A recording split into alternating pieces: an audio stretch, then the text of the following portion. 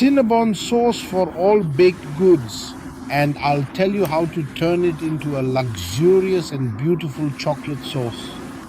I don't want to tell you how delicious it is. You'll fight over it, gain weight, and it'll be a hit. You can use it for Cinnabon or dip all baked goods in it. Above the mixture, add half a cup of hot water, a quarter cup of melted butter, a cup of powdered milk, and a cup of powdered sugar.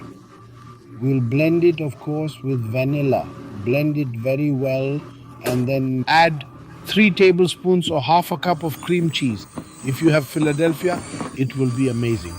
If you don't want to use Philadelphia, write to us in the comments and I'll send you the fourth. If you want to prepare it and turn it into chocolate sauce, then use cream cheese instead of cow butter and use coconut butter or coconut oil instead. Blend it and it will become chocolate sauce. If you want to use it for Cinnabon, then use butter. This will fill about 600 grams or 650 grams. Please pray for my parents' mercy from your heart. I hope you check out the rest of the sauces. We have caramel sauce and chocolate sauce.